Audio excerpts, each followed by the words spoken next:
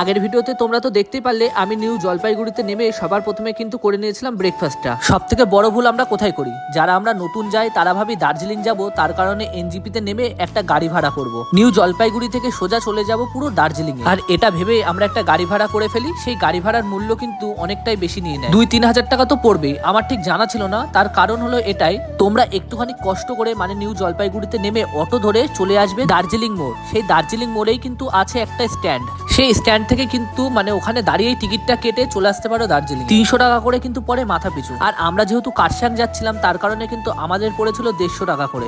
কার্শিয়াং থেকেও কিন্তু 2-2.5 ঘন্টার রাস্তা কিন্তু দার্জিলিং। আর কার্শিয়াং এসেই প্রথমেই দেখি এখানকার ওয়েদারটা যে এত জঘন্য হয়েছিল কি আর বলবো। এইবার বাজার থেকেও যেতে হবে কিন্তু অনেকটা দূরে, দাউ হিলে। আগামী 10-15 দিনের ঠিকানা কিন্তু আমাদের দাউ হিল, পাহাড়ের মধ্যে সুন্দর জঙ্গলে ঘেরা একটি গ্রাম। সেই গ্রামেই কিন্তু এখন আমরা যেতে চলেছি। বাজার থেকে একটি ট্যাক্সি বুক করে নিলাম, কারণ এখন তো অনেকটা দূর যেতে হবে। আর এই যে আমার সামনে যেই বাড়িটা দেখতে পাচ্ছ, এই বাড়িটাই হলো কিছুদিনের ঠিকানা আমাদের। এই বাড়িটার মান্থলি ভাড়া কত সেটা নয় অন্য একটা ভিডিওর মধ্যে তোমাদেরকে জানাবো।